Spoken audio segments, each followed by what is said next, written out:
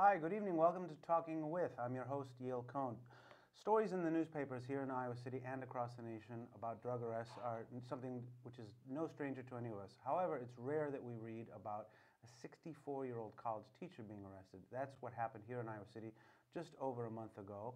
And in this week's, it's bi-weekly now, Little Village magazine, there was an excellent article written by two people who, according to their own bona fides, have over 85 years of trying to shake up the system. They are here to talk about their excellent article about that arrest and marijuana policy locally and nationally. It's a great pleasure to welcome back to the show Caroline Dieterle, and to welcome to the show for the first time, and to meet for the first time, believe it or not, Carol DeProsse. Thank you, ladies, so very much for joining us this evening.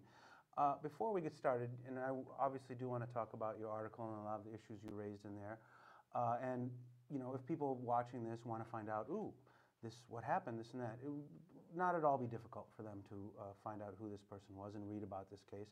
But you elected in your story to anonymize her a little bit and list only, her first name and last initial. I'm curious what informed your decision to do so and to not reveal, in your article anyway, this person's full identity. What informed that decision? I think it's just we didn't feel it was necessary to probably drag anybody's name out. I mean, in a way it's irrelevant who is arrested. It was the fact that she was a 64-year-old woman at home, in her own home, when she was arrested. I don't know how her arrest came about, but it didn't seem that the public needed to know what her name was. It had already been in the paper, and if anybody was curious, they could go and find it out. And when this story broke, I was still out of town for a little while, but I obviously read about it in the Press Citizen and a number of other places. And the uniform consensus was, really? This is the best use of our policemen and women to make these kinds of arrests of these kinds of people? I mean, it wasn't the case where they pulled over a speeding car and there was some danger and they found the drugs, but it was a raid conducted by the Iowa City Johnson County Code Task Force at a person's house. And so the consensus from the community that I saw anyway, and perhaps there's people that feel otherwise, was that this was a waste of time and improper use of resources, and arguably something that should have never been undertaken to begin with. Your decision, however, to anonymize her name, and I'll respect that. Do you think that there would have been an opportunity here for this person, if they elected to, obviously, to become sort of the face of the folly of drug enforcement policy in a Rosa Parks sort of a way, like, hey, this is what the drug war has come to now, 64-year-old women? That's her decision. I think that, if she's a teacher at Kirkwood, she's a literate, intelligent person, and she probably has read the article. And if she feels that she wants to do that, that's her choice. I'm on the ACLU Hawkeye chapter board, and, this whole situation outraged me on several levels. Her right to privacy was trampled all over the place. Any dignity or break that could be cut to an older person was out the window. To me, it was the epitome of what I've suspected for a long time, that far from being there to protect and defend, in the effort to get the grant money from the Byrne Foundation grant. And that's a federal grant? It's a federal grant that was started in the Clinton-Bush years to get tough on crime and put more police officers in the streets. And instead of that, now it's become a funding source, for the police, and something that's contributed to the militarization of the police. Which they will deny. They'll deny, but they, in order to get this grant money, they have to say how much of each illicit drug, they've seized. And marijuana, being the common drug in Johnson County, is basically, what they're collecting. And so this poor woman has become a contributor to the total that they will use to get money. I think it's as simple as that. So it's your contention that simply looking to get more funds fuels arrests that otherwise might not have been undertaken at all, or certainly not prioritized? Because, hey, look, the feds don't look at who you got the drugs from. They say, we got X number of drugs. Right. Hey, now we need more money because Iowa City's a real hotbed for, That's big what crime. they want to convey if you look at the grant application. And It's hard for me to believe that Iowa City is any more of a hotbed of drugs than it was back in the 60s. I moved here in 1973, and there were plenty of people doing drugs, and they weren't just smoking marijuana, but they were primarily smoking marijuana. So whether the usage is a little bit more this year than it was last year, or a little bit less this year than it was last year, the point is that I think generally the consensus across the country is slowly building, if it hasn't already dawned on people, that the war on drugs has been an incredible, expensive, billions of dollars failure. I mean, there's tons of marijuana on the street around this country on any given day, and it's accessible by just about anybody who has a desire to smoke marijuana. And not putting hard. people in jail and the money's spent on those things in incarceration, which What is a waste. terribly expensive. I mean, the average, I looked up some numbers before the show, it's more expensive on an average basis in the United States to incarcerate someone for a year than to send them to college for that same year. So, you know, I've often been an advocate in saying that it seems to be an incalculable failure, and far more people are harmed by being put into the criminal justice system for smaller things than any good it's done. Yet it doesn't seem to be coming to a slowdown anytime soon. Albeit, you know, we have, of course, states of Washington and Colorado, which have legalized marijuana, and many other states are exploring or have adopted medical marijuana. Where is Iowa's position on that? Federally, nationally, and are we stricter than other states, looser than back other in the states? dark Where does it? absolutely, What's we're our in the dark ages compared. We haven't done anything. I mean, we can't even get the Board of Pharmacy, Well, the Board of 4 or 5 Pharmacy years has finally they agreed. that marijuana for medical purposes, is a valid use, and have recommended that marijuana be removed from the highest category of substance abusing drugs in terms of the law and the Schedule penalties of one. Schedule It 1, should be right. lowered. But the legislature hasn't acted on it, and the governor is totally opposed to it. And people live to me, with unfounded fears and absolute refusal to look at the evidence, the scientific evidence that's there, that shows that marijuana is less harmful than alcohol in terms of the way gentleman people who's behave. the director of the Iowa Drug Policy Consortium, which works for the governor, I believe the gentleman's name is Stephen Lucan. He had a quote about 6 or 8 months ago. He said, well, these days smoking a joint can be like drinking a keg. Which is an actual quote of his, you know, which is straight up Hearstian yellow fear-mongering propaganda. And, you know, I said, wow, you know, if you have keg-strength weed, please bring me some. I'd like to have that kind of an experience. But when you have people in positions of authority like that on a state level making just asinine and absurd statements like that, what do you, I mean, clearly in contrivance of any known, you know, data, or be it scientific or otherwise, what do you think, A, fuels that, and B, why aren't more people calling him out and saying, you know what, you are just full of it? Well, I think the reason why people don't is because they're afraid that they will then become targeted in some way. And, you know, this is really very pernicious. You know, for somebody like that, I mean, he might be feeling that his check every month depends on his taking this tough stand if he works for Governor Branstad. The governor's office wanted to have 2 bills passed in the last legislative session that would actually toughen Iowa's marijuana laws. Toughen them. Take, for example, this ridiculous law that we have that says you have to affix a drug tax stamp.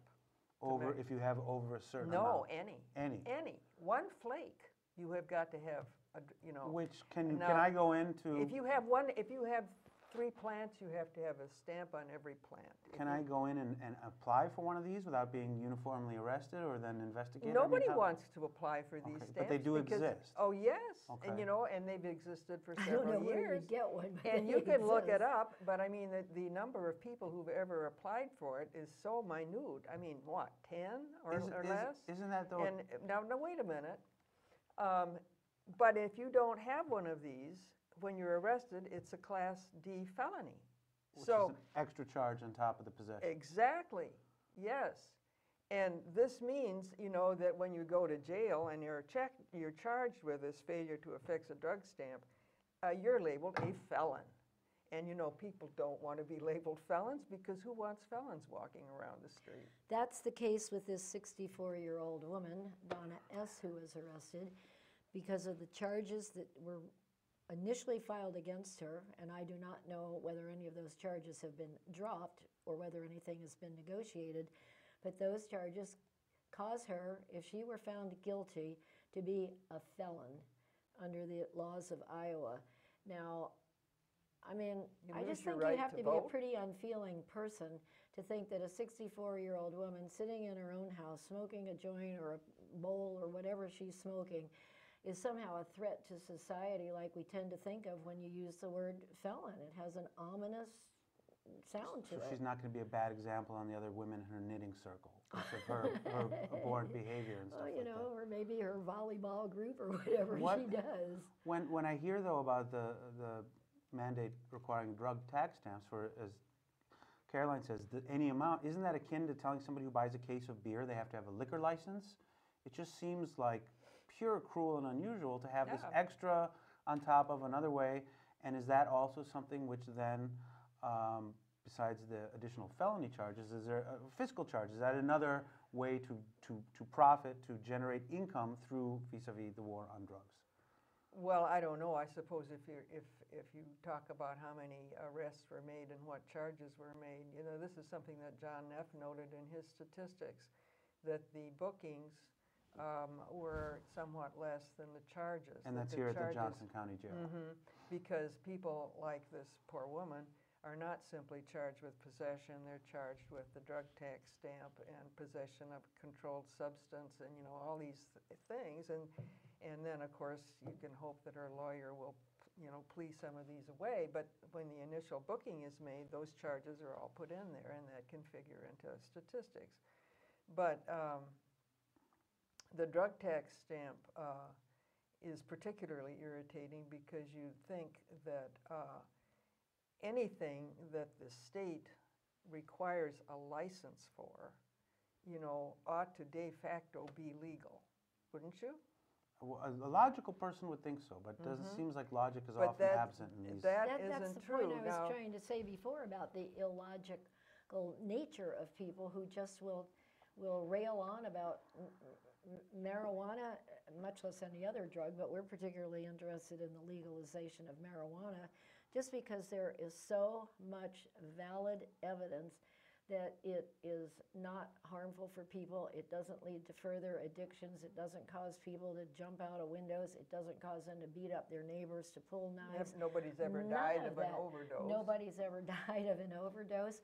It's a drug that basically makes, for the most part, makes people kick back and listen to music, watch movies, have good conversations with their friends, laugh, maybe eat a little bit more at first, but whatever. I mean, it's just, it's nothing, there's nothing evil about the drug marijuana. And I'll stipulate to that, because I share that belief, though. What then do you think has informed, it's not just ongoing, but as Caroline said, ratcheting up, wanting to make additionally more severe penalties, spending more money on drug enforcement, these kinds of... What do you think, if all the evidence, and people may feel free to disagree, I'd welcome them on the show, what do you think is informing then the fact that it keeps getting stronger, even though all evidence that we seem to have points to what you say? There's just an authoritarian mindset, and this too has been proven in looking at the way people make their way through life, and there's like 7 or 8 different categories of personalities that have supposedly, and I think there's some validity to it when you look around it, just the different ideologies that people have about how government should run, how anything should be done. There are people who are very rigid about it and people who are more relaxed about it. People who are more forgiving, and other people just, even the way they raise their kids. Some people raise their kids with a swat every time they do something wrong, and other people don't ever spank their kids. So I think that we're just, at this point, you're just looking at a governor and people around him that are pawns to the governor, and they're just doing what they need to do to get a job, and the governor is just somebody who's, despite having a kid who, killed somebody in a car accident, he's not a very forgiving person. The kicker on these bills that the governor and the Drug Enforcement Agency that works under him wanted is they were going to increase the penalties for no drug tax stamp. Increase them beyond being a Class D felon. Well, And the thing is it was reported in the paper when at the end of the legislative session, when they talk about different interest groups and lobbying groups and what their successes and failures were in the last session, this listed as a failure was the failure of these to be legislated for the lobby for the police. Can I just add one thing to that? Within the past 8 months, I think, but certainly no more than a year, there was a brief article in the Press Citizen that talked about this various kinds of legislation that was before the legislature. And in Johnson County, the Iowa City Police Department and the Johnson County Sheriff's Department, the North Liberty Police Department, the Coralville Police Department were all opposed to any relaxation of any kind of drug law. So that's law enforcement. So obviously, I ask myself, what kind of a person generally goes into law enforcement then? And it must be people who like to enforce the law, and they just want more laws or stricter laws to enforce. Is that, do you think, a profit-driven motive, a contain and control-driven motive? What's informing, on those boots on the ground, those individual officers or their departments? I'm certain that some of these officers maybe feel like, golly, this is kind of a waste of our time, but you're not going to hear that from them because their job's in jeopardy. Right. What then is fueling or informing the decision of these individual departments to want to take a hard, tough stance on these kind of crimes? I don't know, but I know that 25 years ago, it was not like this in this county. I mean, that was like before the Byrne grant came along. You had to be pretty blatant in your use of marijuana to get arrested for having possession of marijuana or smoking marijuana. And it really, it did change over the years, and some of it, I believe, I haven't ever done it, but it probably could be correlated to about the time that the Byrne grants came into favor, because first we did get a couple of police officers, at least in Iowa City, funded through that. But then gradually it became where we were running the Johnson County Drug Task Force. And, when you look at the various things they've rounded up, it was a minuscule amount of cocaine, a minuscule amount of LSD, a minuscule amount of ecstasy, next to a minuscule amount of heroin, and then a bunch of marijuana.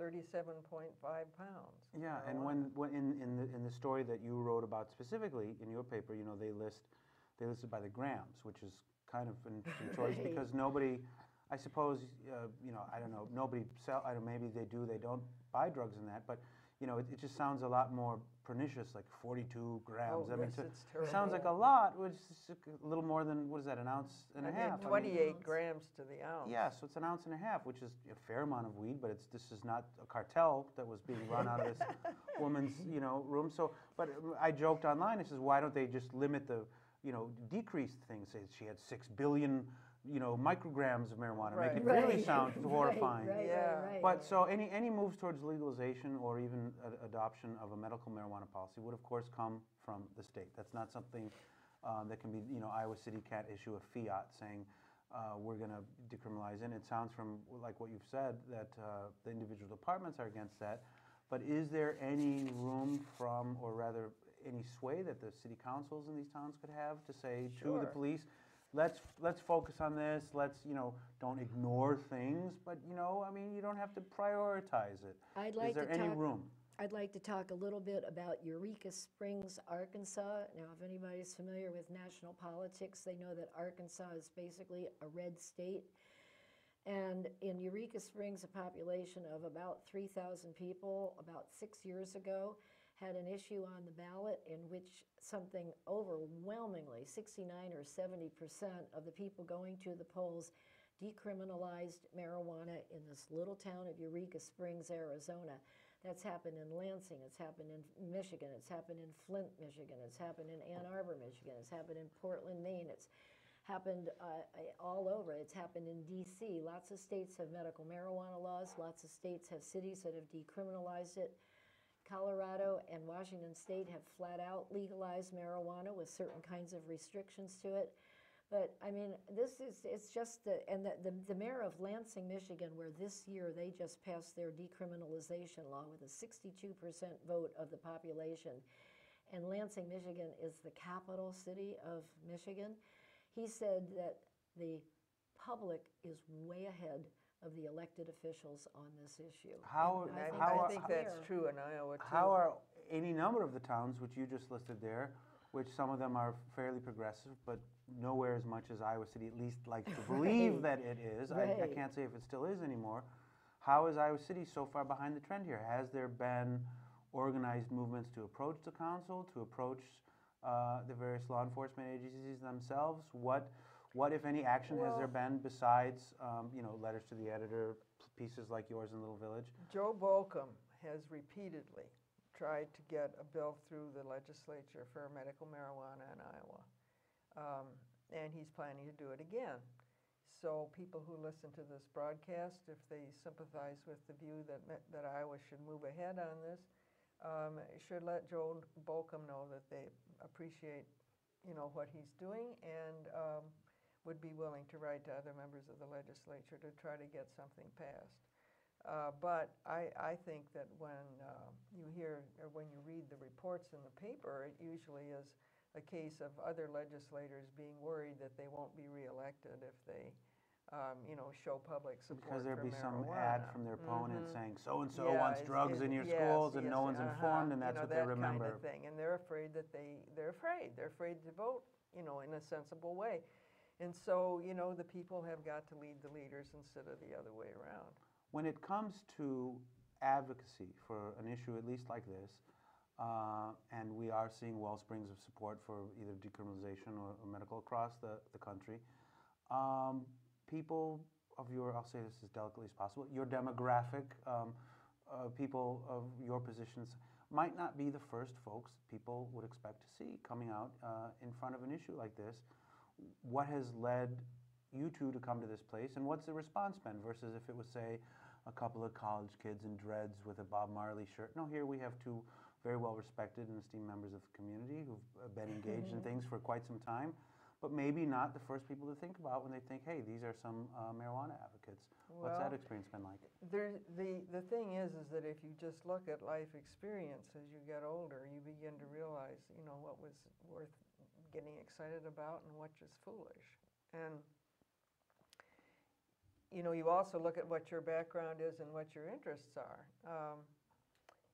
As a member of the ACLU board, it seems to me that marijuana penalties in Iowa now, contravene the Eighth Amendment prohibiting cruel and unusual punishment, particularly the drug tax stamp.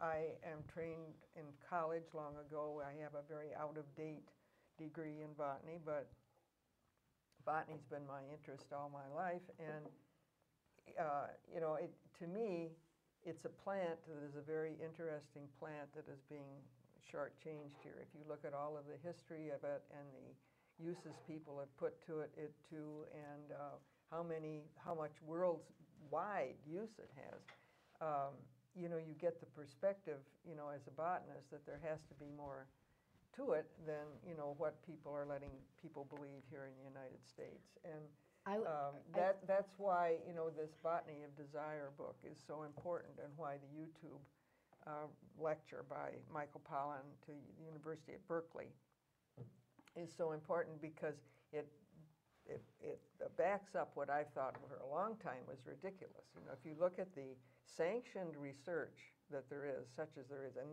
I use the word advisedly, research, going on even here at the University of Iowa, it's all centered on how does this affect people's memory? Does it make people forget?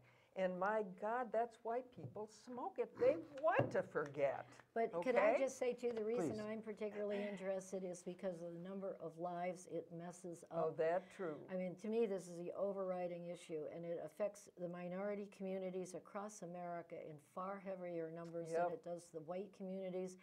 And actually, as far as many drugs are concerned, they're consumed just about by equal percentages of whether you're black or white or Hispanic or whatever. Polka dotted. And people are spending time in jail. They're paying extraordinary amounts of money in fines. Students are graduating from the University of Iowa with arrest records for having been in possession of a joint and maybe a bong or something like that. It's messing up people's lives, and it's fueling drug cartels, it's fueling violence, all of this kind of stuff. If you took away the money factor on all sides of it, there'd just be there'd be an enormous lessening overnight of all of the harm that the war on drugs has caused thousands and thousands Sounds of individuals. remarkably like the last time our country had a failed attempt at prohibition. Maybe it's time Right. law enforcement should adopt, a Hippocratic approach to these kind of things. First, do no harm. Yeah, no I mean, because kidding. as you've both very astutely pointed out, far more lives, it seems, are hurt by being pushed and put through the grinder of the criminal justice system, such as it is, than what actually they're in there for. I would like to just quote quickly from a letter in today's New York Times. Despite a 40-year war on drugs and elected officials calling for a drug-free society, our society is swimming in drugs. Coffee, cigarettes, Prozac, weed, Viagra, steroids, Ritalin, cocaine, and alcohol are just a sample of the drugs that people take to get through the day. Indeed. And we're just about out of time here, but something that's always been, I've been interested in, we had the civil rights movement in the 60s, and then it was followed by the equal rights movement amendment, and now, thankfully, the gay rights movement, equality movements really coming across the board. And those all had a certain number of people who either were minorities, or they were women, or they were homosexual. The number of people who smoke marijuana so far exceeds all of those groups put together. I mean, people think, if they have perhaps a poor image of marijuana, it's the shiftless stoner or the gangbanger or what, but they don't think about, their daughter's piano teacher or the brilliant physics professor or people, what will it take for all the people in the United States of America from across all social, economic, cultural spectrums who do smoke marijuana to have that million stoner march, so to speak, to put the numbers of people involved in civil rights, gay rights, equal rights to shame and say, you know what? No, I raise my hand. I smoke marijuana. She smokes marijuana. We smoke marijuana. Why is this illegal? What will it take for that to happen? Even if people did smoke it and don't smoke it now, No, they could it's fine, still right? say it's time to It'd be quit great this. if they owned up to it. And All of those I'll think about movements that you mentioned had to overcome fear. People had to say, well, I've just had enough. I've had enough. I can't stand it anymore. I am not going to the back of the bus, or whatever it is, and this is what people have to do here. But, just to give you an idea, we couldn't get marijuana into the discussion of the local city council race even. And, the city council could just pass an ordinance saying that it's lowest police priority. Well, knowing the two of you, I have every expectation that you will continue to raise these issues and other ones which are important. I'm very grateful for you coming on the show, and I'm very grateful that you too have said, we're not afraid, we've had enough. If you do want to read their excellent article, it's in this month's, one of this month's actually, again, they're bi-monthly now, Little Village Magazine. You can also find it online, littlevillagemag.com. It's been a great pleasure to welcome to the show Caroline Dieterle and Carol DeProsse. And if there's more Thank you. resources that folks at home watching want to see, besides the video you mentioned, where should you send them online? well, I don't know that we've got time to get it in, but I'd like people to look up a New York Times editorial of November 3rd of this year, which talks about marijuana versus alcohol in terms of the various effects that it has. And another, for people who might be interested in how this relates locally to the jail issue, to look up the November 13th copy of the Solon Economist, which has an excellent discussion of the last Board of Supervisors meeting, which talk about the jail. We will include all those links when we put the show online. Thanks so much for joining us. Thanks everyone home for watching, and we will see you next week. Thank you, ladies.